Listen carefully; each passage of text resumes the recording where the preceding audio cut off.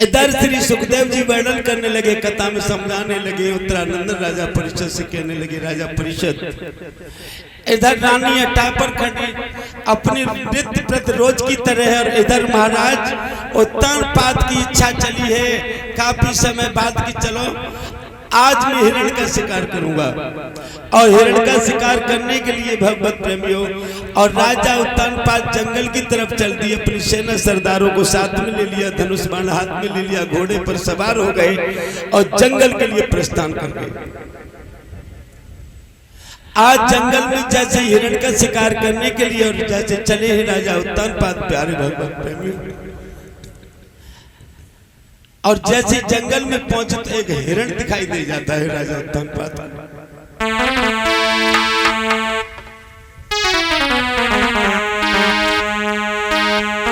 पुन पुन तीर जो भूप चला भा,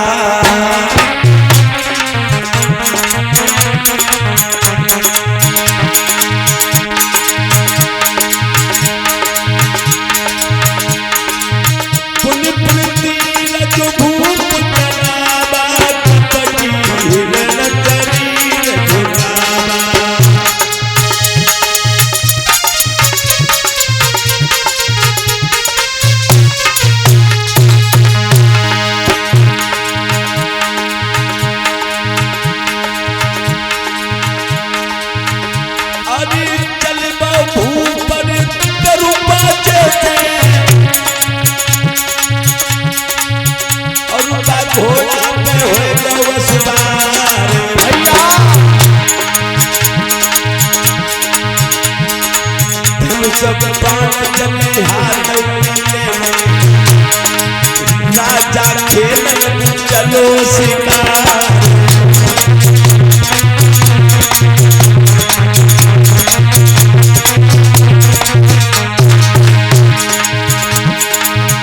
और तक तक पार हिरण भी मारे, मार न सके पे हिरण भूपा।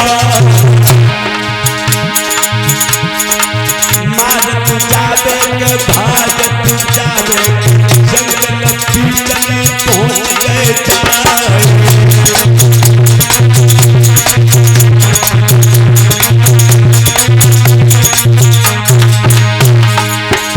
अरे तू गौरन सेना को सब पड़ गई पीछा।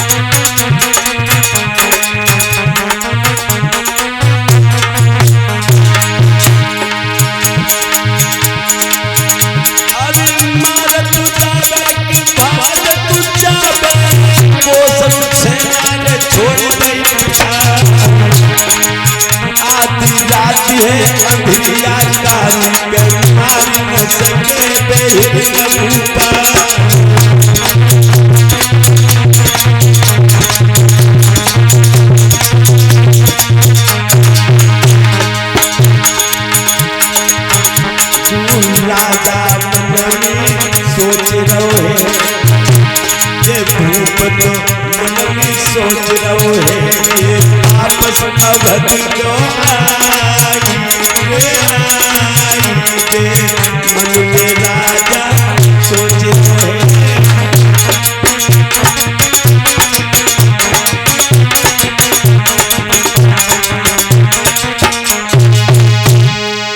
आधी रात हो गई लेकिन हिरण आगे निकल गया, हिरण नहीं मार पाया। राजा उत्तानपाद वापस लौट गई, कोसों से न पीछे रह गई। प्यारे भगवत प्रेमियों धीरे धीरे सब वापस आ गए। आधी रात का समय और राजा जैसे उत्तानपाद लौट करके जब दरवाजे पर आए, आवाज मारी रानी सुरची दरवाजा खोलो दरवाजा खोलो, लेकिन सुरची इतनी गहरी नींद में सो चुकी थी। प्यारे भगवत प्रेमियों अरे सुकनीत सोए गई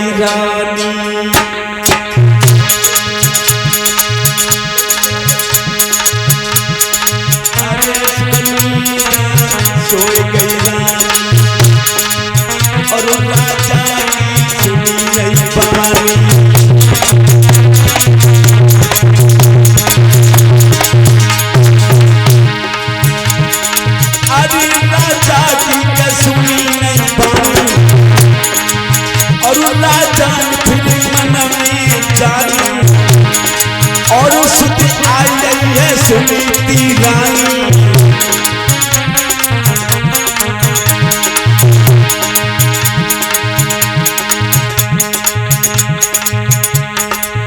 एकदम ख्याल सुनीति को आओ और तुम फौरन घोड़ा मुड़काओ।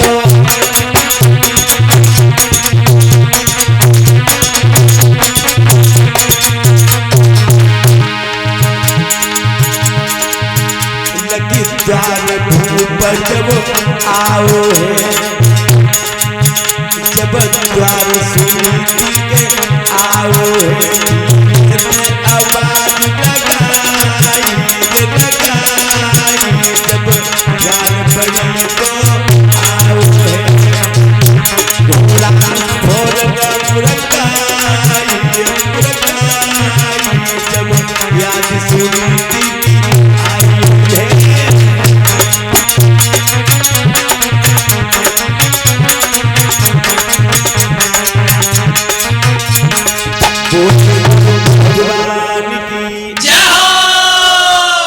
इधर आवाज मारिए सुरची रानी अपनी एकदम चैन से नींद में सो रही, सुख की नींद में प्यारे भगवत प्रेमियों राजा को याद आई। आवाज मारती रहे लेकिन कोई आवाज जब नहीं आई, तुरंत ही राजा ने घोड़ा को घुमाया और बड़ी रानी के दरवाजे पर पहुंच जाते। आज प्यारे भगवत प्रेमियों उसी समय श्री सुखदेव जी वर्णन करने लगे, कथा में समझाने लगे राजा परीक्षित। उसी वक्त राजा आवाज दे रहे हैं, डर तो राजा के भी अंदर है क्योंकि ऐसे वचन ले चुकी थी रानी सुरची पहले। आवाज दे रहे हैं रानी, अरे रानी शीघ्र दरवाजा खोलो। अरे रानी क्या करे, वो भी सो गई होगी, वो तो सो गई। लेकिन प्यारे भगवत प्रेमियों रात भर सुनीति मैया को नींद नहीं आती थी, सारी रात जगती रहती थी। एकदम भाग करके दरवाजे पर आई और जैसे ही एकदम दरवाजे पर खड़े होकर के अंदर से जब देखा झरोकों से, तो कोई और नहीं महाराज उतान पाते हैं, लेकिन हैं कैसे आए हैं, क्या हालत है, हाथ में नंगी तलवार लिए खड़े गेट पर दरवाजे पर है। रानी समझ गई 6 महीने बाद मेरे पिया जरूर आए, लेकिन मुझे लगता है कि मेरी सौत ने मुझे मरवाने के लिए भेजवाया है, ये सौत मुझे मरवा के छोड़ेगी, ये मानेगी नहीं। रानी घबरा गई प्यारे भगवत प्रेमियों। और उसी वक्त राजा से आवाज में मारी, महाराज। बोली रानी जल्दी दरवाजा खोलो। अरे वो सो रही है, जग जाएगी। बोली महाराज मुझे अब विश्वास नहीं हो रहा कि आप मुझसे प्यार करते हैं, अब तो मैंने समझ लिया कि तुम सौत के कहने से बिक चुके हो प्यारे महाराज। प्यारे भगवत प्रेमियों राजा कहने लगी, रानी क्या बिल्कुल ही तुम पागल होने लगी। बोली मैं पागल नहीं, मैं तो सब कुछ बर्बाद हो चुकी हूँ। कहने लगी तुम जल्दी दरवाजा खोलो। बोले मुझे विश्वास है तुम्हारे हाथ में तलवार है, तुम मुझे मारने के लिए आए हो। चलो ठीक है, मैं तो वैसे भी मरना चाहती हूँ और तुम्हारे हाथ से मर जाऊंगी तो मेरा कल्याण हो जाएगा। लेकिन एक बात जरूर याद रखना महाराज।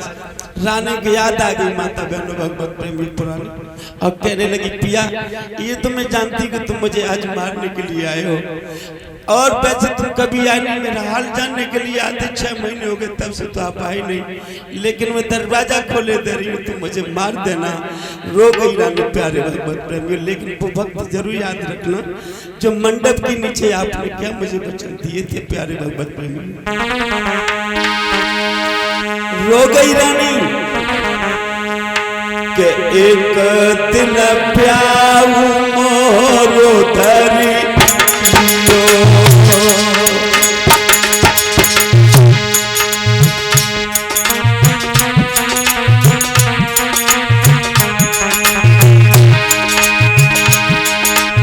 याद होना चाहिए पिया, वो दिन जरूर याद होना चाहिए।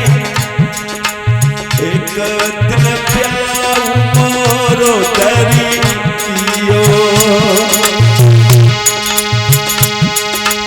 और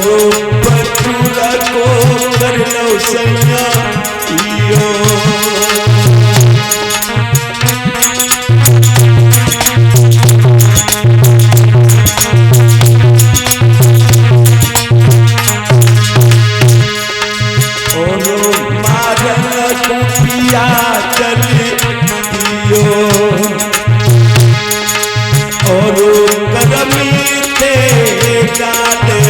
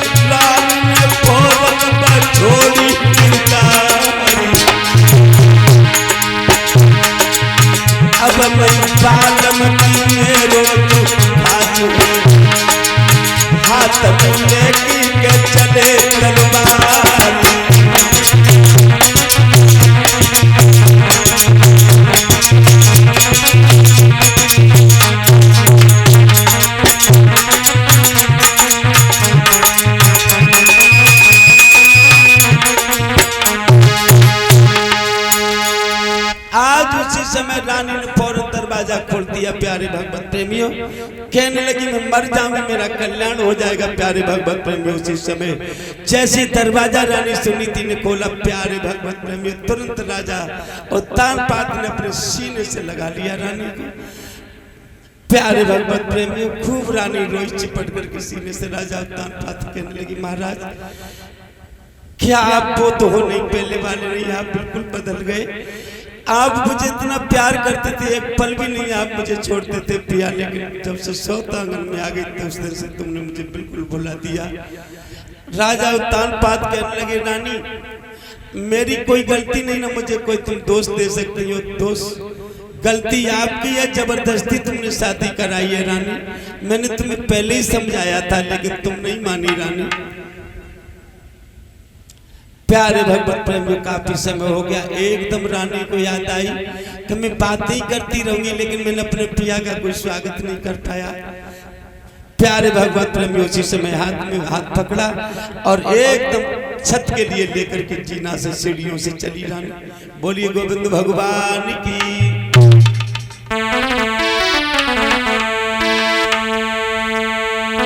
सीढ़ियानु सीढ़ियानु चली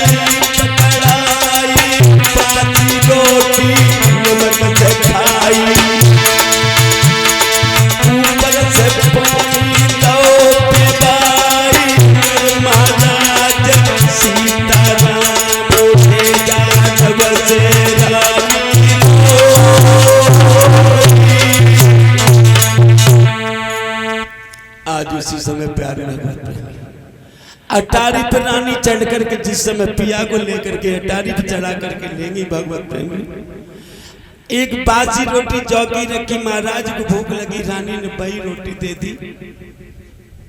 राजा ने बड़े प्यार से उस रोटी को खाया, सोच रहे मेरी रानी का यही भोजन है, मेरी सुनीति को यही भोजन दिया जा रहा है। आज प्यारे भगवत प्रेमियों,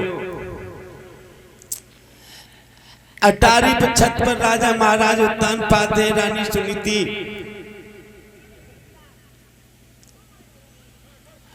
महाराज को भोजन कराया है, वही जौगी रखी हुई रोटी नमक से लगा करके महाराज ने बड़े प्रेम से वो रोटी का पान खाई है, जल पिया है, विश्राम किया है उस टूटी हुई चारपाई पर।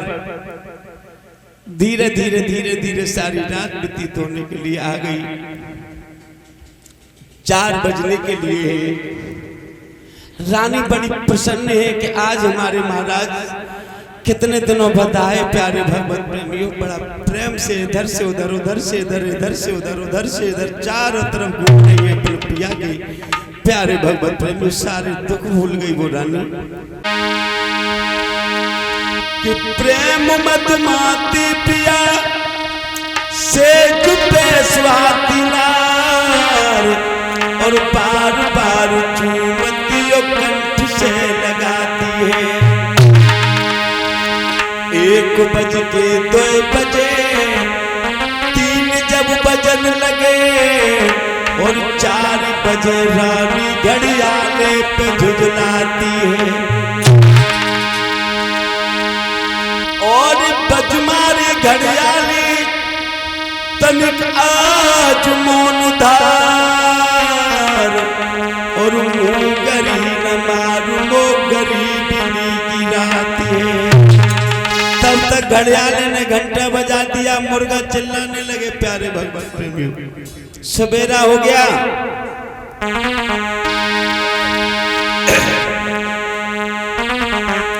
सोई एकदम रानी सोचने लगी अब मेरे पिया जाने वाले ही के मुर्गा पेरी ने, के मुर्गा पेरी ने मेरे सोबत पिया जगाए। मुर्गा पेरी मेरे सोबत पिया जगाए, मेरे सोबत पिया जगाए। मुर्गा पेरी ने दे दी भगनाती आती, मुर्गा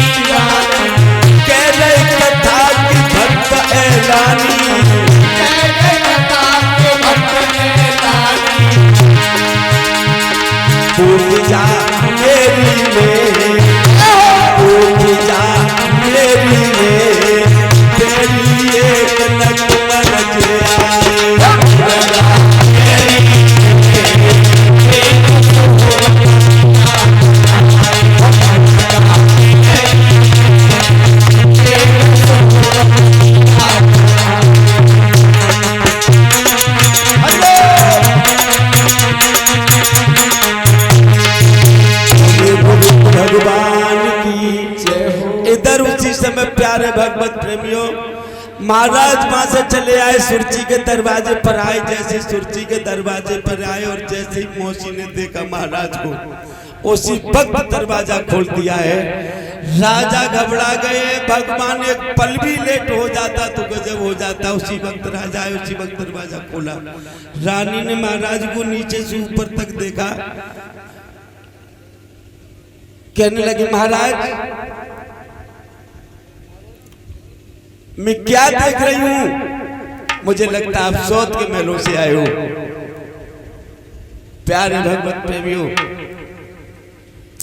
राजा उत्तानपाद कहने लगे नादान औरत, रात के समय रात्रि में मैं आधी रात को जब जंगल से लौट करके आया, मैंने कितनी आवाजें दी, लेकिन तुम इतनी गहरी नींद में सो गई और हमसे कह रही हो कि सौत के महलों से। एक काल में तमाचा दिया कि रानी फिरंगी बन गई। बोलिए गोविंद भगवान की जय हो।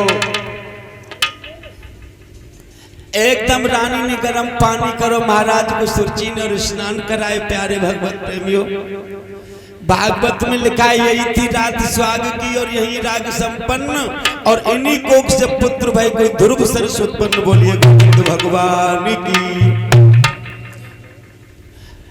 उसी दिन से प्यारे भगवत प्रेमियों, रानी सुनीति और सुरची ये दोनों रानियों के कोख में और प्यारे भगवत प्रेमियों गर्भ है। और धीरे धीरे समय बढ़ता चला गया और दोनों रानियों से एक एक बेटे ने जन्म लिया।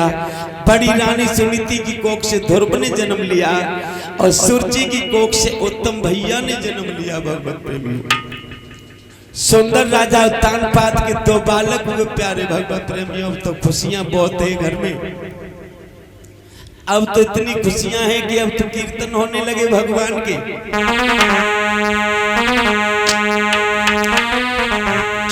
खंजरी बाज उठी राम भजन होता है, खंजरी बाज उठी राम भजन होता है, खंजरी बाज उठी राम भजन होता है। आज देखो ध्रुव का शुभ जन्म होता है, आज देखो ध्रुव का ये शुभ जन्म होता है। खंजरी बाज उठी राम भजन होता है,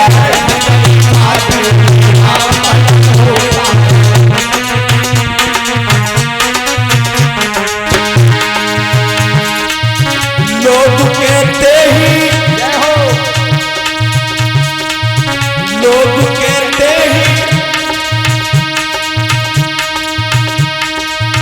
जंगल में हिरण रहता है,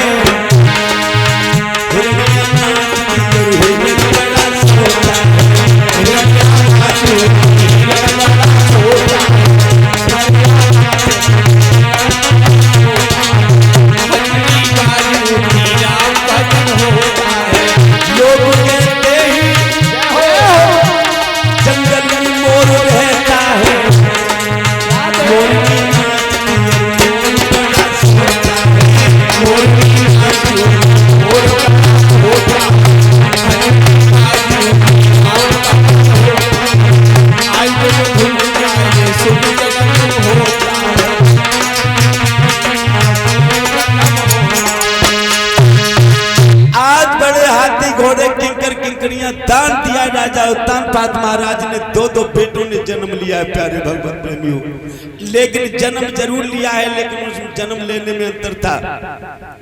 अंतर कितना था कि जब दोनों रानियों के पुत्र गर्भ में जब आए तो एक ने किया गर्भाधारण, उस दिन से पलंग छोड़ा है। छोटी रानी के गर्भ में जब उत्तम आए, 22 दिन से पलंग पर लेटे, सारा जो कुछ है दासियां सारा हुक्म बजा रही है, रानी सुरची का सारा काम कर रही है, पलंग पर स्नान करा रही है। प्यारे भगवत प्रेमी, पैर नीचे नहीं रखने दे रही है। और सुनीति मैया के गर्भ में जब ध्रुव आए, वो खेतों पर अनाज बटोर रही है और छत पर कागे और चिड़िया उड़ा रही है। देखिए इतना अंतर था दोनों भाइयों में जन्म में। ध्यान देना, देखिए माता बहनों भक्तों, दोनों बालकों के जन्म में कितना अंतर था, कितना सुख किसे मिला, कितना दुख किसे मिला।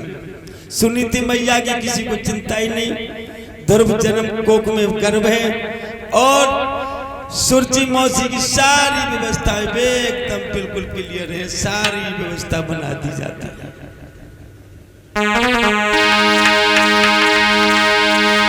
कि एक कन किया गर्भाधारण, उस दिन से पलन में छोड़ा है। पलगा पर बनी आराम से लंबे गोल करके, और एक कन पदा पर आज तलक के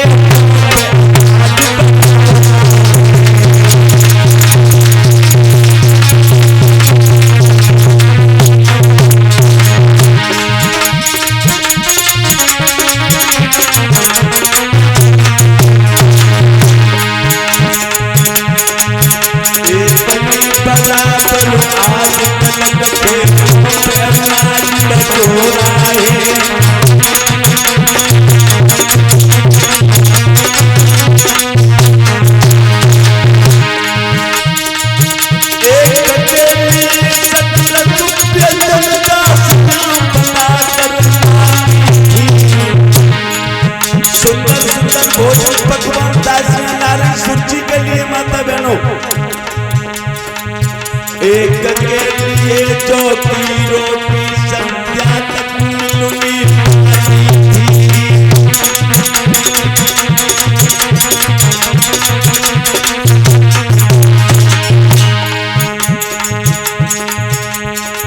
देखिए कितना अंतर था।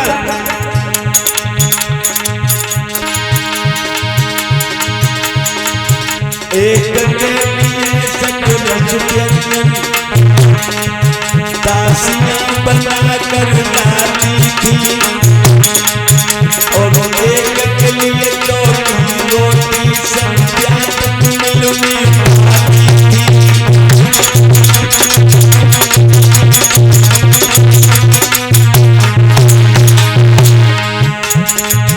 एक राजकुमार के करके पलने में पाला जाता था। उत्तम भैया के लिए तरह तरह की पालना माता बहनों डाल दिए गए, उत्तम पालना में ढूंढ रहे हैं।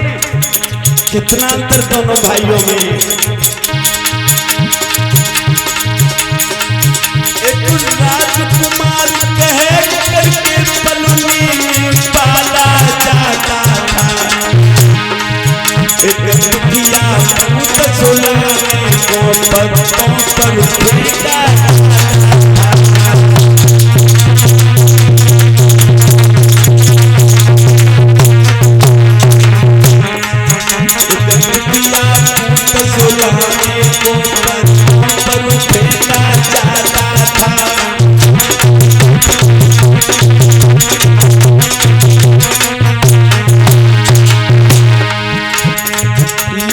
विद्वानों ने अपने मत में श्रेष्ठ लिख दिया है। ये तप समुद्र के मथने से मदिरा भी प्रगटाए, ये तप समुद्र के मथने से मदिरा भी प्रगटाए, लेकिन श्रम करने वालों को सभी रतन के आए।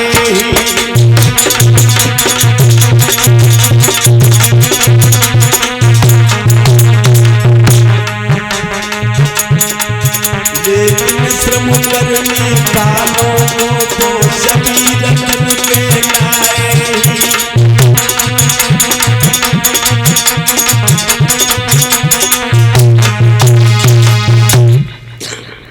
बताया है एक ने किया गर्भाधारण, उस दिन से पलंग छोड़ा है। एक ने बराबर आज तलक खेतों पे अनाज बटोरा है।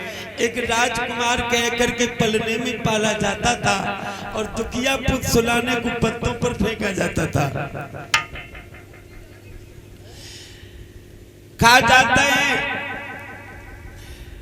विद्वानों ने कहा कि यद्यपि समुद्र के मथने से मदिरा भी विस्मी प्रगटाए, लेकिन श्रम करने वालों को वो सभी रतन कहलाए।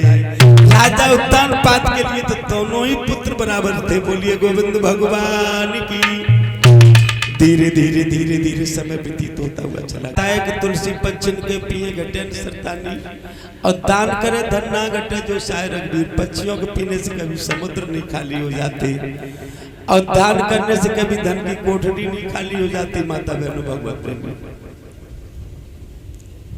कहा जाता है कि संत समागम हर कथा तुलसी दुर्लभ दोय और सुततारा और लक्ष्मी जी तो पापियों के पुत्र तो हो जाता, लक्ष्मी दौलत बहुत हो जाएगी, लेकिन संत समागम हर कथा तुलसी दुर्लभ दोय।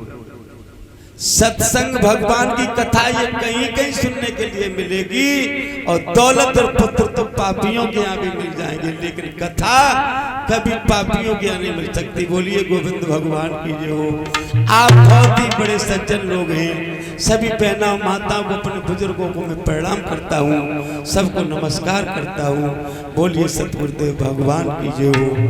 आज श्री सुखदेव जी वर्णन करने लगे, कथा समझाने लगे ए राजा परीक्षित। उसी समय धीरे धीरे ये बालक सियाने होने लगे। 5 वर्ष के हो गए। ध्रुव और उत्तम भैया दोनों प्यारे भगवत प्रेमी आपस में मौसी मौसी में फर्क है, लेकिन भैया भैया में माता बहनों कोई फर्क नहीं है। उत्तम ध्रुव को बहुत प्यार करते हैं और ध्रुव भैया बड़े उत्तम भैया छोटे को अपने को प्यार करते हैं और धीरे धीरे खेलते तो साथ खेलते हैं और दरबार में जाते कभी तो साथ जाते। एक दिन ऐसा ही हुआ, दरबार में खेलते खेलते उत्तम ध्रुव चले गए प्यारे भगवत प्रेमी और दरबार में जैसे ही पहुंचे हैं, ध्रुव आगे उत्तम भैया पीछे भग दिए पिताजी के लिए। ध्रुव जाकर के पिताजी की गोद में बैठ जाते हैं। उत्तम भैया बगल में खड़े हैं। राजा बड़े धन्य प्रसन्न हैं। भगवान से कह रहे हैं, प्रभु आज मेरे दो उत्तराधिकारी भगवान ने दे दिए और मेरी दोनों रानी की मनोकामना पूर्ण हो गई है।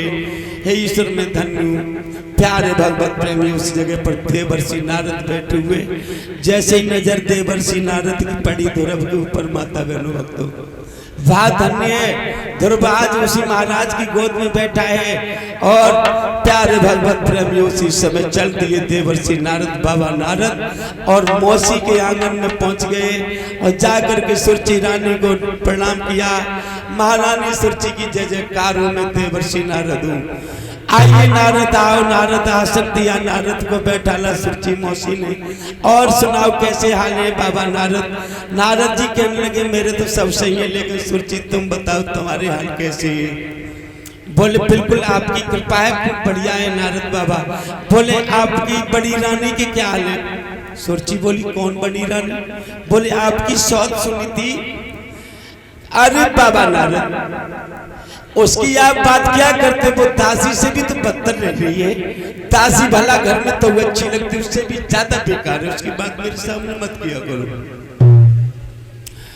राजा बाबा नारद कहने लगे रानी आपकी नजर में सुनी थी, जरूर दासी तो ज्यादा बदतर होंगी, क्योंकि आपने कभी बड़े का सम्मान ही नहीं करना सीखा है। आखिर को आपके लिए तो वो देवी है, आपकी सौत जरूर है, लेकिन रानी सुनी थी। पर महाराज की नजर में कोई छोटा बड़ा नहीं है। महाराज की नजर में तो दोनों रानियां बराबर हैं। बोले ये तो कभी हो ही नहीं सकता, ये कभी नहीं होगा। बाबा नारद कहने लगे नहीं होगा तो जाओ दरबार में जाकर के देख लो। बोले उसमें क्या। बोले पता चल जाएगा, मुझे क्यों पूछ रही हो। प्यारे भक्तों नंगे ही पैर सुरची मौसी भगी और सीधी दरबार में लगी जाके। और जैसी दरबार में पहुंची भगवत प्रेमी तुरंत ही क्या देखा कि उत्तम बगल में खड़े ध्रुव महाराज की गोद में। ए भैया भगी चली गई, बाने काव नहीं पूछी, सीधी गद्दी पर चली गई और बाने एकदम पकड़ो हाथ ध्रुव को पे 10 फुट दूर गिरे जाए ध्रुव। प्यारे भगवत प्रेमियों और फिर भगी मां से जैसे ध्रुव खड़े हुए एक गाल में तमाचा और किया कमीना तेरी इतनी इच्छा महाराज की गोद में बैठने की थी तो तूने पूर्व जन्म में भजन किया होता, और तूने जब पूर्व जन्म में भजन किया होता तो तूने मेरी कोख से जन्म लिया होता तो तुझे आज बैठने का अधिकार दिया होता। एक और तमाचा दिया मौसी ध्रुव के। प्यारे भगवत प्रेमियों महाराज देखते रहे। राजा से कहा महाराज एक दासी पुत्र को आपने गोद में बैठाना और हमारे उत्तम नीचे। महाराज ने कोई शब्द नहीं किया प्यारे भगवत प्रेमियों। और ध्रुव रोते हुए महलों के लिए चले आए। रोते हुए ध्रुव जैसे ही आए प्यारे भगवत प्रेमियों, मैया ने जैसे देखो मां ने भाग के ध्रुव को गोद में लिया। कहा ध्रुव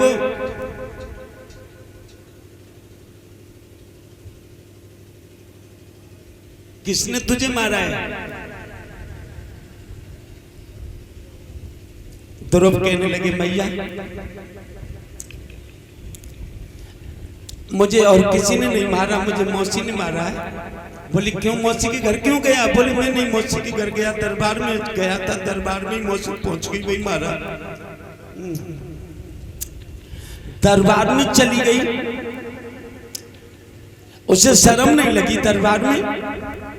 बोले कुछ भी सही लेकिन मुझे मौसी ने मारा। क्यों मारा?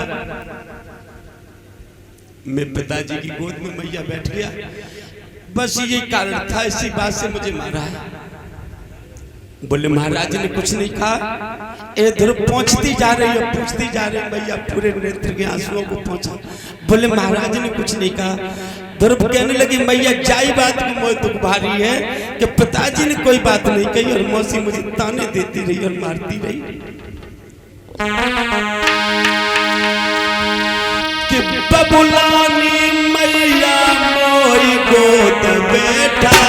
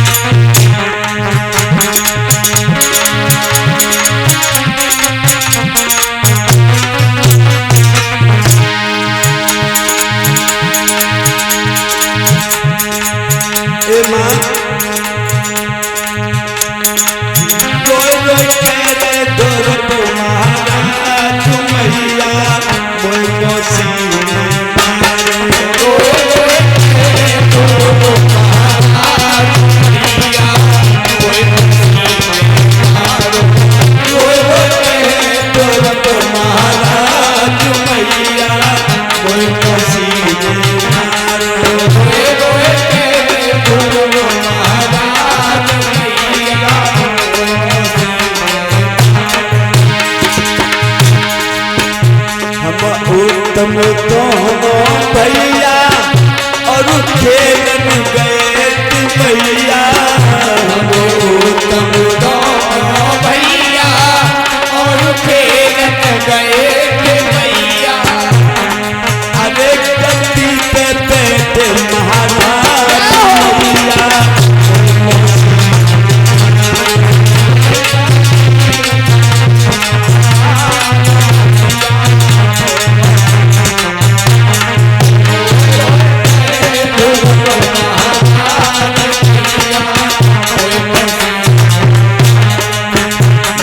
पिता दूध बैठा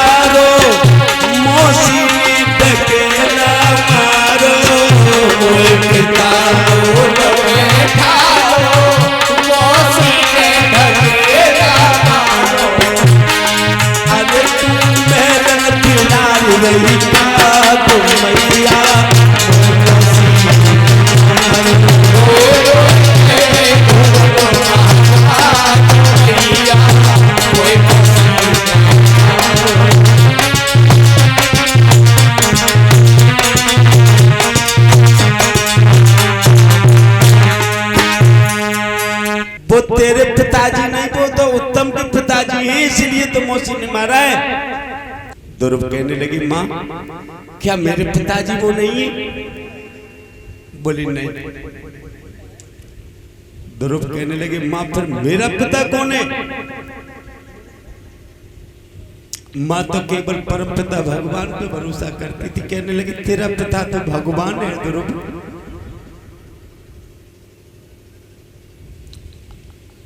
और इन्हीं के साथ साथ में हमारे ये छोटे भैया अभिषेक यादव जी ग्राम खटुलिया वाले और 51 मुद्राएं ये प्रसन्न होकर के दे रहे हैं।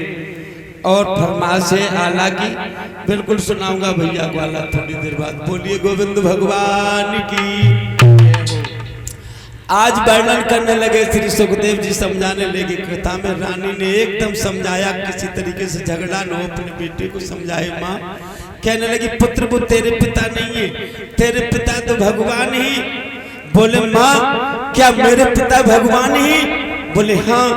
तो वो रहते कहाँ हैं? बोले पुत्र रहते तो बहुत दूर है,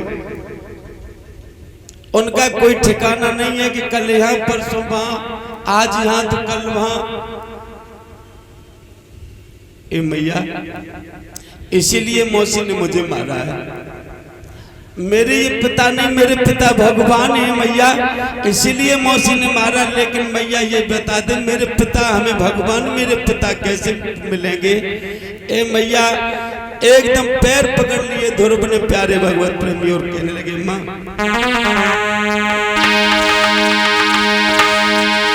कि मैया पूछूं तो बता दे मोई राम कहाँ पाऊं। यदि उत्तम अपने पिता की गोद में बैठ सकता है माँ, तो मैं भी अपने पिता भगवान की गोद में बैठूंगा, चाहे कुछ भी क्यों न हो जाए। कि मैया पूछूं तो बता दे मोई राम कहाँ पाऊं, और किस जगह बसे भगवान हरि के पाँव मेरी मैया। बोल माँ किस जगह पर हमारे पिता भगवान है, शीघ्र बताओ माँ। मैं जाऊंगा अपने पिता भगवान के पास जरूर जाऊंगा।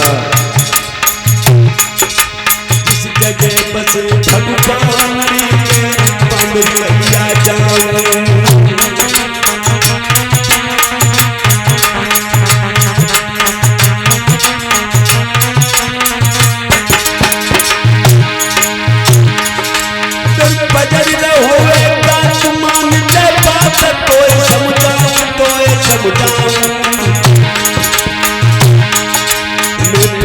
सेवा करने की परम पद पाऊं, सेवा करके मैया परम पद पाऊं।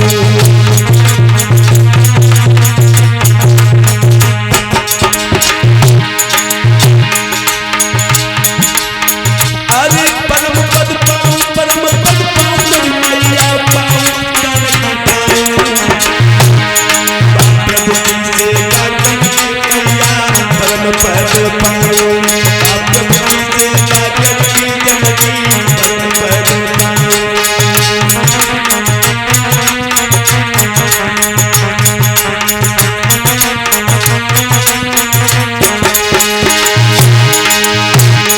ये तो अजर अमर कलेश्वर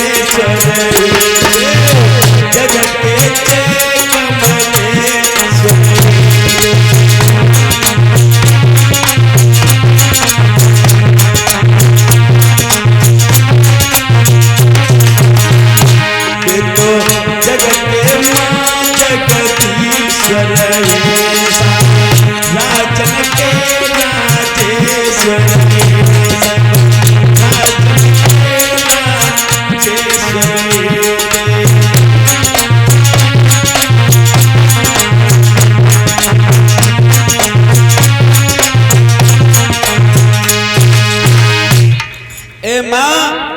अब हमें ये बता दो मेरे पिता भगवान मुझे कहाँ मिलेंगे मैया? एकदम माँ समझाने लगी ध्रुव अभी तुम छोटे हो, अभी तुम नहीं मिल सकते हो भगवान से। बोले मैया मैं जब तक अपने पिता भगवान से नहीं मिलूंगा तब तक मैं खाना न जल भोजन सब कुछ का त्याग करता हूँ। मैं बिल्कुल कुछ नहीं कहूँगा, लेकिन बता दे मैया मैं उनकी सेवा करूँगा, अपने पिता भगवान की मैं परम पद प्राप्त करूँगा। ए मैया बता दो दे जहाँ मैं चला जाऊँ, मैया पूछू तो बता दे मोए राम कहाँ पाऊँ और किस जगह बसे भगवान जहाँ मैं जाऊँ, मुझे कोई तो रास्ता मैया बता दे। अब मैं अपने पिता भगवान के पास जरूर जाऊँगा। माँ कहने लगी भगवान बड़ी बड़ी तपस्या ध्रुव करनी पड़ती हैं, हजारों वर्ष तक तप करना पड़ता तब कहीं परमात्मा की प्राप्ति होती है ध्रुव, इस तरीके से परमात्मा की कोई प्राप्ति नहीं है। माँ कहने लगी ध्रुव बाली उमरिया है तेरी बन जाने के काबिल नहीं है, हुस्न बाली उमरिया है तेरी बेटा भक्ति के काबिल नहीं है। शेर चीते जो वन में मिलेंगे बेटा नाजुक बदन को चुभेंगे, तुझको खा जाएंगे भालू चीते जानवर शेर जंगल में जा तू जाएगा। प्यारे भगवत प्रेमी उसी समय श्री सुखदेव जी वर्णन करने लगी, कथा में समझाने लगे। माँ रोक रही है लेकिन ध्रुव कहने लगे मैया अब तो मैं कैसे भी रुकने वाला नहीं हूँ, अब तो मैं जरूरी जाऊंगा। प्यारे भगवत प्रेमी ध्रुव चल दिए। कहने लगे माँ कि चेला तूफान आए, अब तो कुछ भी हो जाए लेकिन माँ ये ध्रुव रुकने वाला नहीं, अब तो जाएगा। चेला तूफान आए जय जान भी अब जाए और बन को अब जाना है और भगवान को पाना है। बन को अब जाना है और भगवान को पाना है, बन को अब जाना है और भगवान को पाना है। और ये लोग सीधी डगर घर चले छोड़कर, ये लोग सीधी डगर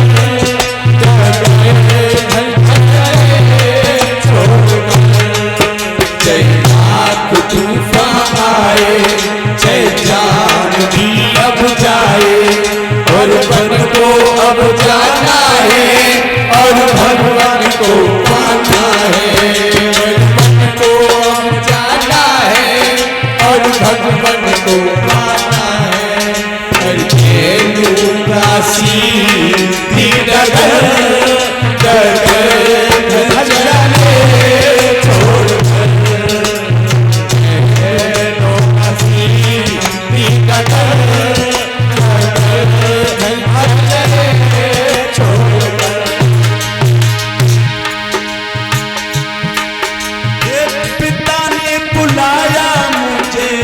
गोद में बिठाया मुझे, कितने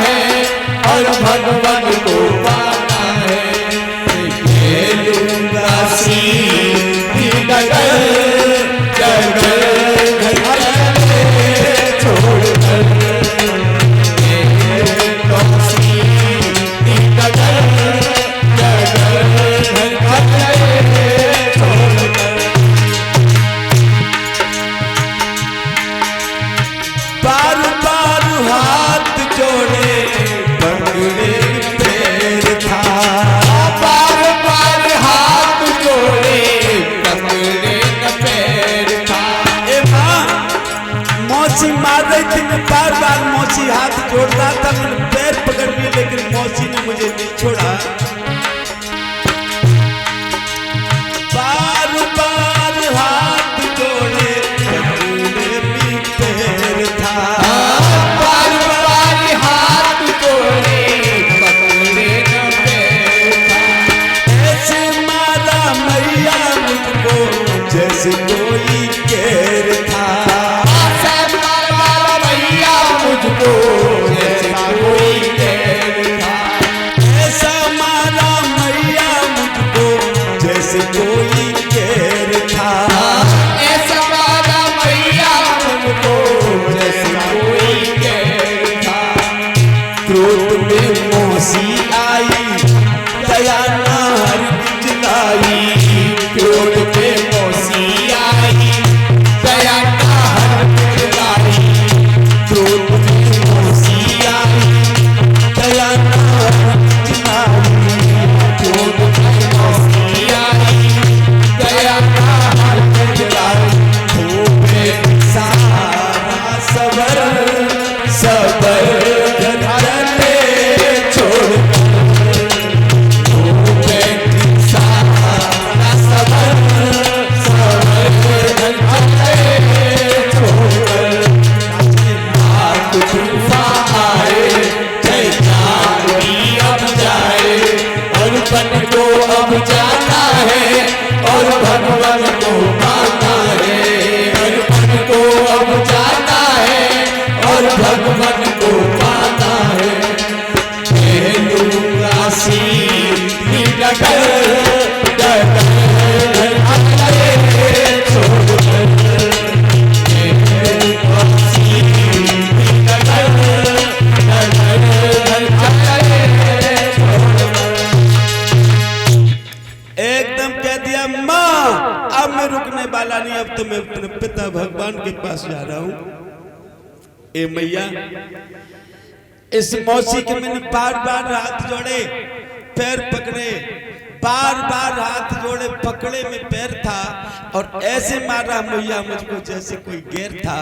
मैं तो मौसी और माँ में अंतर क्या होता है, लेकिन मैंने आज अंतर देखा कि मौसी और माँ में ये अंतर होता है। माँ अब यहाँ पर मैं जरूर जाऊंगा। माँ ने पकड़ा ध्रुव को, ध्रुव ठहर जा, तू कहीं नहीं जाएगा। तब तक तो झटका मारा ध्रुव ने, देर नहीं किए मैया तो बेहोश हो गई, आंगन में गिर गई। प्यारे भक्त ध्रुव निकल करके बाहर आ गए। सारे नंगर के लोगों को मालूम पड़ गया कि देखिए जन्म से उसकी माँ को उसने सताया, लेकिन अब उसके बेटे को भी तो नहीं मौसी घर में रहने दे रही। सारे लोग अवधवासी देख रहे हैं, अयोध्या के लोग, और ध्रुव जंगल के लिए जा रहा है। प्यारे भगवत प्रेमियों, ये अयोध्या जो है माता बहनों फली किसी को नहीं। इस अयोध्या में केवल राम ही नहीं वनवास में गए, जो आप लोग जानते हैं कि राम वनवास में गए। इस अयोध्या में जो जो राजा बनना है वो वनवासी हुआ। बोलिए गोविंद भगवान की। ध्रुव वनवासी हो गए, वनगमन हो गए। ऐसे ही राजा हरिश्चंद्र वनवासी हो गए, तो वो भी अयोध्या गए तो थे राजा। काशी में जाकर के भी कही ये राज अयोध्या का किसी को फला नहीं। बोलिए सतगुरुदेव भगवान की जय हो।